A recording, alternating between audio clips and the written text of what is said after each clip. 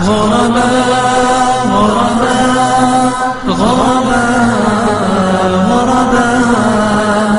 غرباء ولغير الله لا نحني الجباه غرباء وارتضيناها شعار للحياة غرباء غرباء غرباء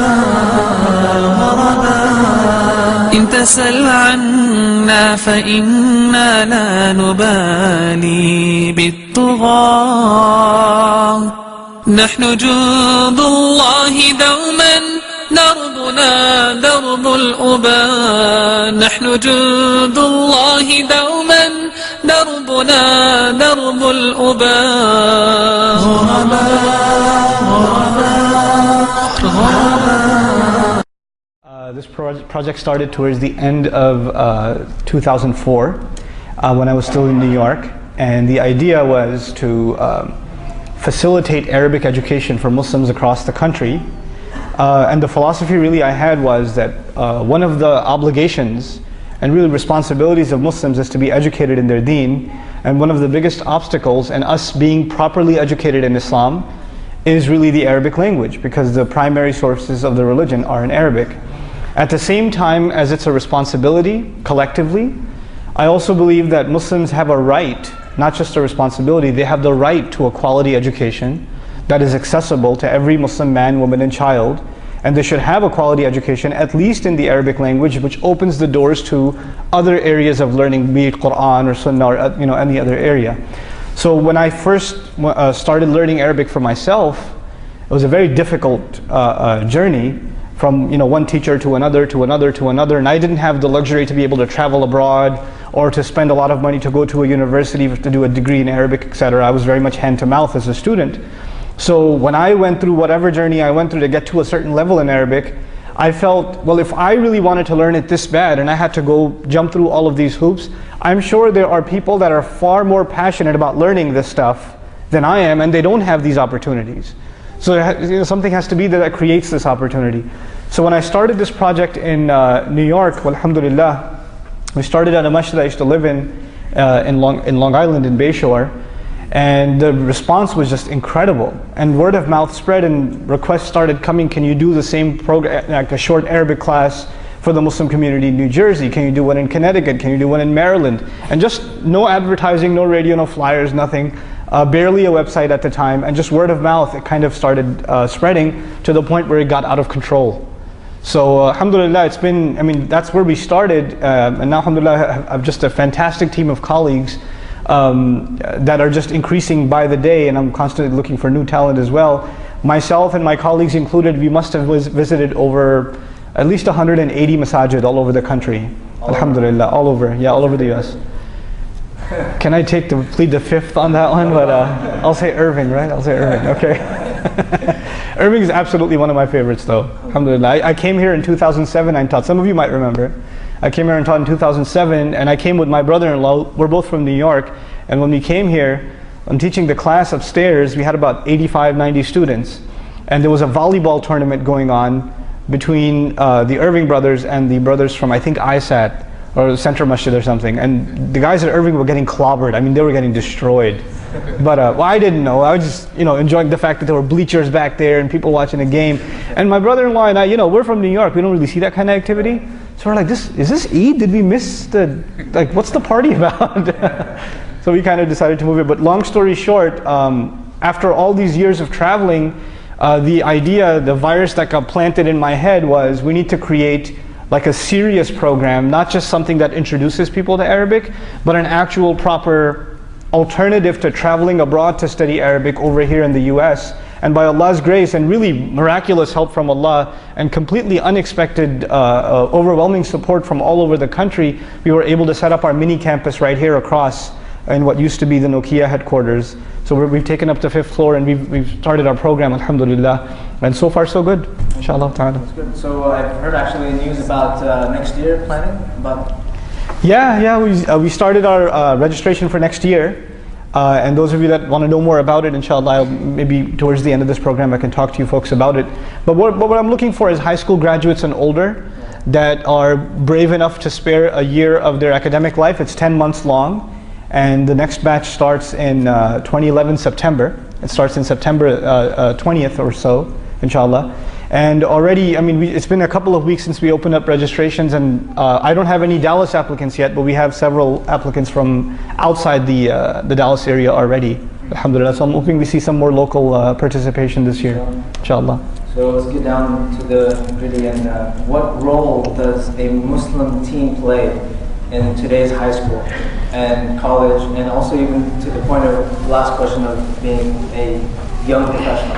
Okay, so one thing at a time, right? One thing at a time. Okay. The thing is that, when we're talking about the teen growing up in high school, the pressures and all the different, peer pressure that they get and the different levels of expectation that the parents have at home, how can you show them, give the perspective of... I have kind of a weird perspective on this.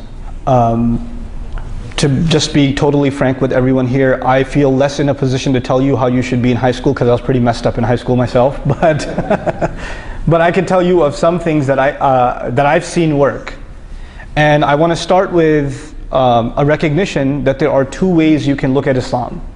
There's really two main ways you can look at this deen in your life. And one of those ways is, well, what's the bare minimum that this religion wants from me? And after that, it can leave me alone and I can do what I want. In other words, just tell me what I cannot do, the absolutely bad stuff that's going to land me straight to hell. Tell me that stuff. I won't do that stuff. And everything else, I'll just do what I want to do. That's how I want to live my life. I want to be free from the shackles of religion, basically. Okay? And this is actually the way most young people look at any religion. Most young people look at a religion as a way, it just tells me not to do things. It stops me from living my life, right? Be it, strict or conservative Christianity or Judaism or even conservative, aspects of Islam or whatever. Whatever it may be, it's keeping me back from, living it up, so to speak, And high school is being pushed, and it's been pushed forever as the golden years of your life. That's when you really should be partying. How many high school movies do they make, right? About how you should be going and doing whatever you possibly can in high school, because after that real life sets in or whatever. On the other end, there's another way of looking at Islam. And the other way of looking at Islam is that we were given this gift of Islam, not chains. Islam is not chains that are shackling us. We were given this gift, and this gift gives us this really high purpose. I wasn't sent on this earth to party. I was sent on this earth to do an amazing task. And there's a huge population on the earth who Allah decided He will not give them the gift of Islam. They didn't deserve it like I did. Allah gifted me with Islam. And the best years of my life that I can serve Islam with are what years? My early years. The youth of my life is the best part of my life that I can serve Islam with. Now these two very different points of view. One point of view asks, what's the least I can do and get by? And the other point of view asks, what more can I do? I want to do more. I want to help other people see how awesome this deen is, etc. And what I've come to realize is, if I use sports terminology for a second, you know how we talk about defense and offense? If your team's on the defensive, what's already the case? When your team, whether you're playing football or basketball or whatever, if you're on the defense, what seems to be the case? You don't have possession. The other side does, right? And if you're on defense most of the time, that's a pretty good indication that you are winning or losing the game. You're losing. Because you're constantly on the defensive. That's how you are usually in basketball, aren't you? Right, I'm on defense, yeah. So that's why this happened. So, but anyway, this idea of holding back and saying we just have to at least defend a few of the things that Islam wants us to, and the rest of it, we can let go. What you're asking for is eventual failure. You're gonna start making the list of things, the no-nos. You're gonna make that list shorter and shorter and shorter until there's nothing left. On the other hand, the winning attitude is really offensive. What more can I do? And I want to give you, I've given this example in a khutbah here before. I want to share that example with you. I'll keep my friend's name anonymous. But he went to high school, and before he went to high school, he was in a Hifz program. So you memorize Quran, and when you memorize Quran, of course you're sitting in the masjid with other kids that are memorizing Quran. You're with the Hafizah most of the time. Then you go home and you review Quran, and you're just surrounded by this really pure gathering all the time. And then he's done. Now he's going to high school. He tells his parents, "I want to go to public school," right? And his parents say, "You want to go to public school? You're a Hafiz. You can't go to that terrible environment. You're gonna get all messed up." And you know what he says? He says, "Well, I just learned Allah's book. And the people who need to hear about Allah's book the most are the people in high school. They have to know what this is. I feel responsible. Why should I hide what I have? I feel a responsibility to share. I feel bad for those people," right? So they put him in public high school. By the time he graduated high school, 16 kids had taken Shahada. 16 kids had taken Shahada. Now, what I'm talking about here is an attitude not of defense, but of what? Of offense. You see yourself as having something superior. So when I'm talking, especially young people nowadays, I feel like I'm putting you guys on the spot. I don't know for sure, but I guess I'm going to stereotype. A lot of you, you're not proud of Islam. You're not proud of it. Like this is it, man. Everything else, I feel sorry for these people. Instead, what's happening to our girls, our daughters, is when they see some girl dressed a certain way, they say, "Oh, I wish I could dress like that. Too bad it's haram." Right? We see other kids, boys, they're doing all kinds of things, and we say, "Oh, yeah, my parents wouldn't let me do that. It's apparently not allowed," or something, But the right attitude would be, I feel bad for that girl. Look at how she has to dress herself, how she has to put herself on display. She's looking for attention like that, while Allah has already given me attention by my Islam. All the dignity I need, all the recognition I need, Allah has already given me. Why do people do the kinds of ignorant things they do? You know what they're looking for? Is attention and respect. If you really have Islam, you're not looking for it anywhere else. You already got it.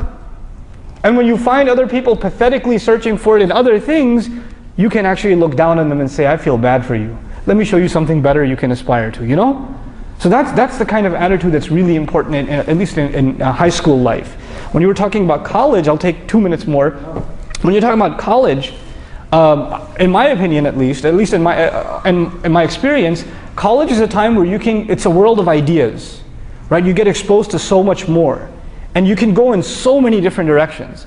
And college is really the part of your life where it's the formulating part of your life where you decide what the rest of your life is going to look like.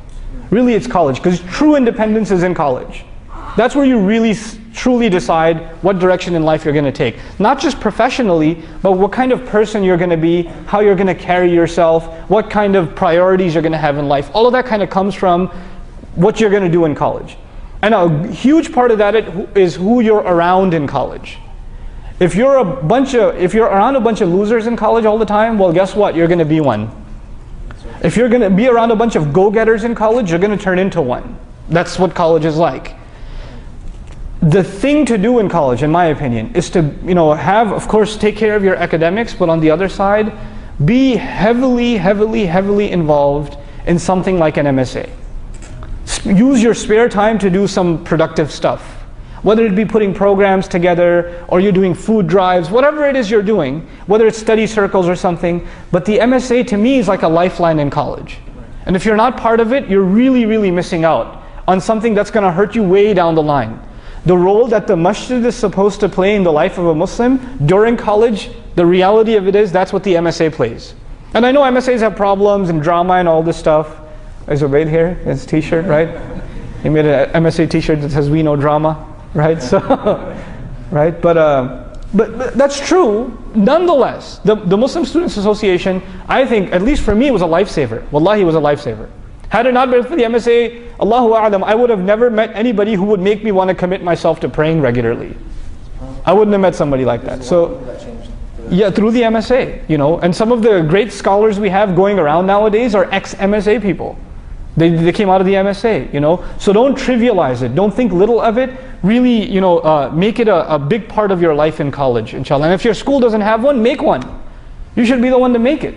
You should be the one to create it. And actually nowadays, so many high schools, I'm so proud of them, high schools are starting to make MSAs. I went to the MSA at Euless, the Trinity High School the other day. I was shocked. It was like 80 kids there. I was like, where did you people come from? You know? But subhanAllah, it's a thing of pride when Muslims come together and they're trying to do something like that. So that would be my advice for college. What was that last thing again? When you become zombies and you get into the workforce? Yeah, basically. Yeah, that's the last bit, right?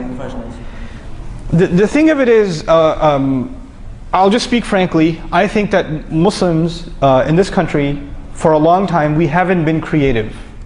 We have not been creative. Our idea of a good career is limited to 4 or 5 things, and if your children are not graduating in these 4 to 5 fields, then they have failed in life. Right? They're just, you know, what are you doing with your life? So if your son decides to, for example, get a bachelor's in history, you'll say, what are you doing?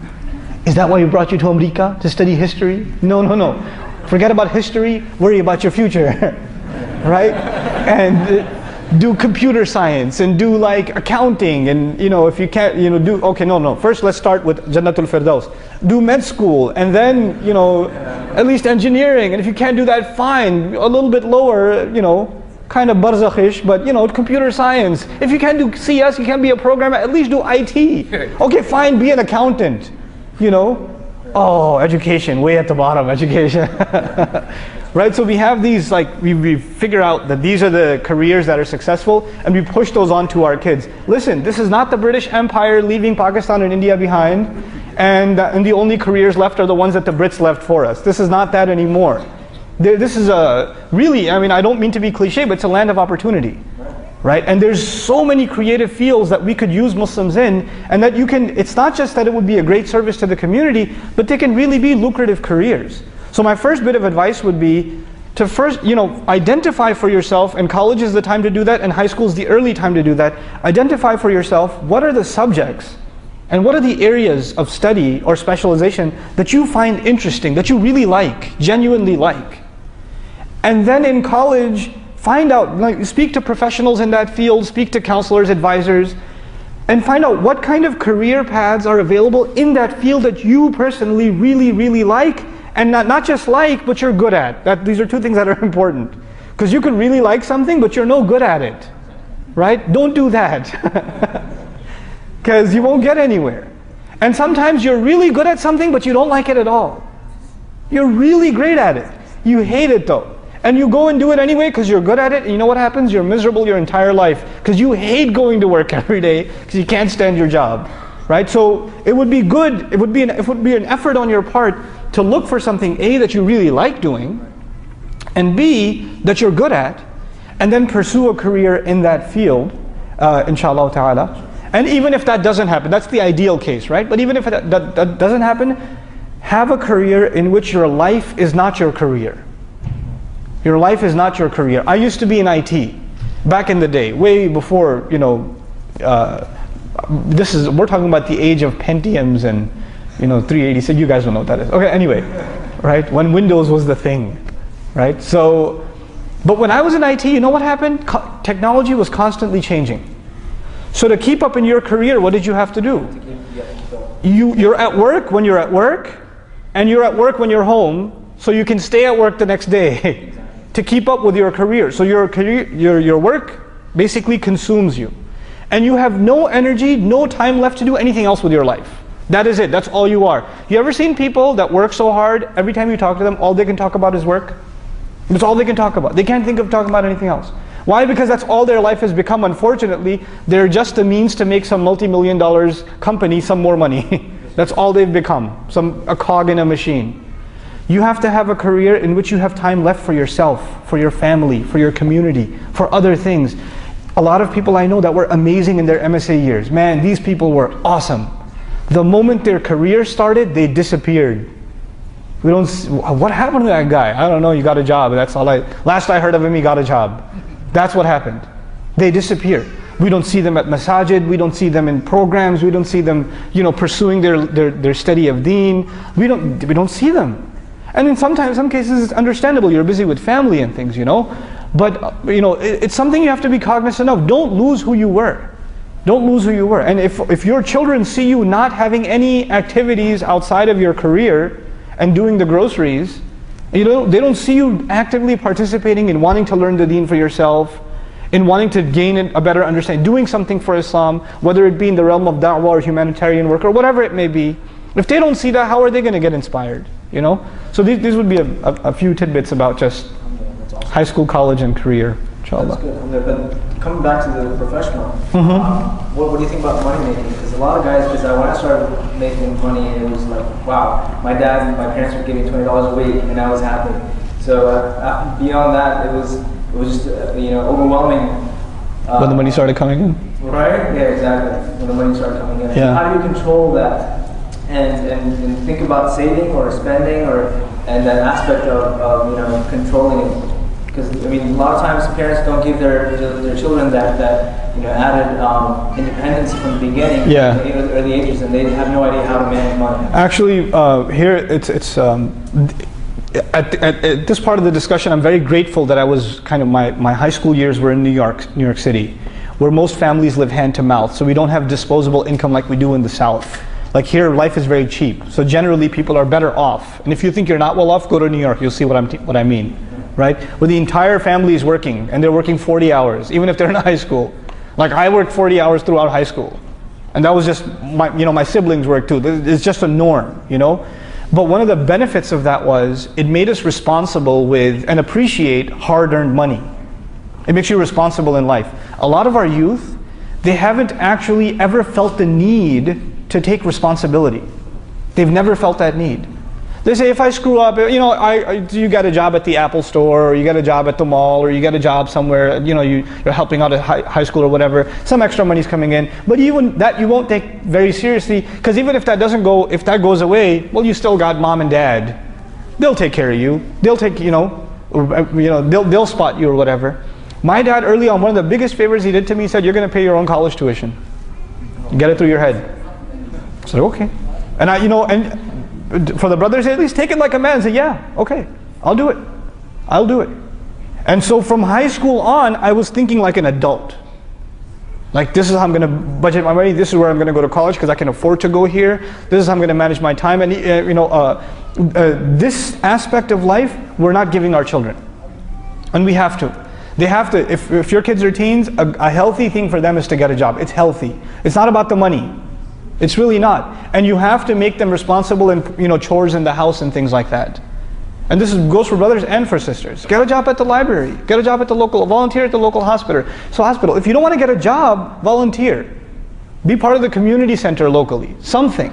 But you have to be involved in something like that. It builds responsibility. So when you do run into money, you respect it. That it doesn't just come out of trees. A lot of people have careers now, and even they don't take their career seriously because you know what? In the back of their head, if this goes, at least I can move back with mom and dad again. They're in the back of their head, they're still on vacation.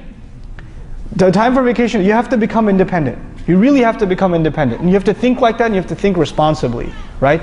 As far as, the money coming in is concerned, Muslims should have, in my opinion, the idea of we should ward dunya away and we should be people of akhirah is true. At the same time, Muslims, we shouldn't have love of dunya, but I tell you, we should be the highest paid people in the country. Muslims should have the highest salaries. We should have the most successful businesses. And not because we want money, but we can pour that money into Islamic work. We can build infrastructure for future generations. We can't do that if we have nothing to work with. You follow what I'm saying? And the real strength of our times, the real power in our times is economic power. That's what real power is. You can have military power, or you can have economic power, and let me tell you, most of the time, economic forces even drive military forces. Right? Economics is the currency of power now. Right? So we have to be empowered like that. But we have to maintain the balance that even if we are making loads of money, that our goal in life is not the money. The purpose is not that we make the money. The income we're generating is for a higher purpose. It does something more with life, So, and for this reason, we have to kind of balance the idea of good, entrepreneurial careers and businesses with, inshallah ta'ala, this giving spirit. Bi-idhnillah. Thank you for coming, and it's been a pleasure.